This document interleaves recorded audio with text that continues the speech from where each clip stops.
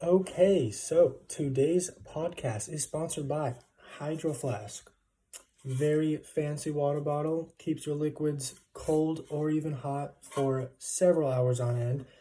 Very sturdy, very fashionable. As you can see, I have my Green Day and track stickers on there. And I definitely recommend you go out and get these. Very convenient, nice water bottle. Gotta love them, right? Okay, now for the good stuff. FDR's Franklin Delano Roosevelt's infamy speech, 1941, World War II. We know how World War II goes, right? Fascism, the US battling the evils of fascism in Germany and Italy and Japan. And of course, we have the Japanese attack on Pearl Harbor in 1941.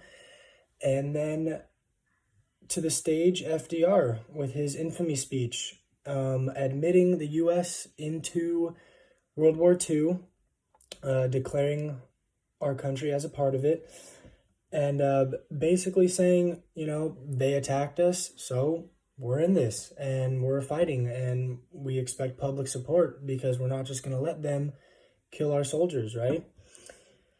So FDR, Franklin Delano Roosevelt, served from 1933 to 1945. And if you're doing the math, that's more than 2 terms. So he is the only president in the history of U.S. to ever serve more than 2 terms. So that's how special this guy is. And so, he got our country through World War II. And this infamy speech, I gotta talk about it. It's so,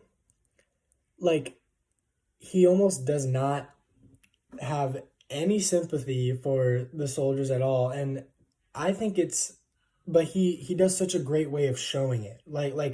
He gets the public convinced that there's this traumatic event and, we can't let this go unsettled. We have to join the war. We have to fight back Japan and fascism, right?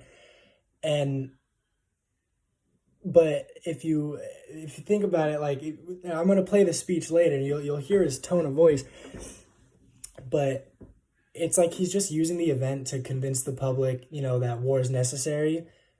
But he's been dying to join this war the whole time, right? It started 2 years prior. And now we're finally in it. He's been dying to show the world, we're the U.S., we're the strongest country. And it's actually very widely believed that he knew the attack was coming, because on the day, all of our aircraft carriers were deployed. So Japan, when they attacked, none of our aircraft carriers were there, so they couldn't touch any of them. And at the time, aircraft carriers were the definition of power. It was really, this war was about many things, but aircraft carriers definitely dominated the battles. And so, the fact that they were all deployed, what are the chances of that? That's such a coincidence. No. He deployed all of them out on the day Japan attacked us. And so that, just sparks wide belief that he knew the attack was coming. He's just using it as an excuse to join the war. And of course, rest in peace to the fallen soldiers of Pearl Harbor. In fact, about a year ago, I sat down for dinner at a katsu, and an old gentleman sat down at my table and we started talking, and he ended up being a World War II vet.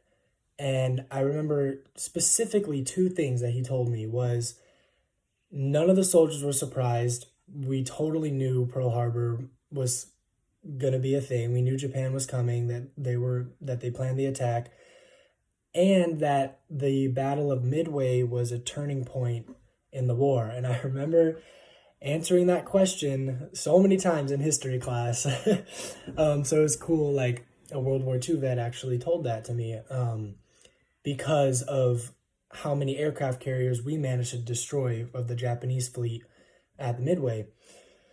So that was interesting having that conversation with him. But anyway, back to the speech. you can really like, you could tell like just, with the way he's giving off, like just the energy he's giving off, he's not like, he's kind of tired of the whole like, all right, this happened, and blah blah blah, we're joining the war. Like he's really just trying to give an excuse here, and so we'll listen, like just listen to his tone, right? Like you can hear it. During the intervening time, the Japanese government has deliberately sought to deceive the United States by false statements and expressions of hope for continued peace. They deceived us. They told us that they'd give peace. Like, like you have other speakers in the same time period, such as, Adolf Hitler screaming for change. And, and over here, he's just like, Japanese attacked us, so we're going to fight back. Like, literally, that's it. He's just giving an excuse to join the war.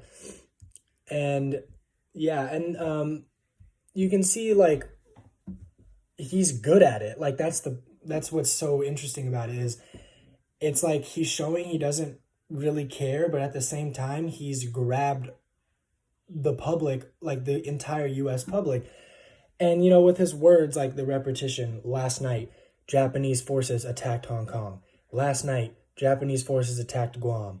Last night Japanese forces attacked the Philippine Islands. Like he's really showing like Japan's the enemy, we need to attack. And so yeah, just the way the whole speech was structured and the way he planned it out was, I mean, very clever, power to him. Like, maybe the soldiers fallen at Pearl Harbor shouldn't have been sacrificed, but he did what he had to do to get the US into the war and yeah, show the World War II, or show the world that US, we're here and we're strong, and defeat fascism. So yeah, I just thought I had to, talk about that today, because that speech is very important and has built a lot of what our country is today. So thank you.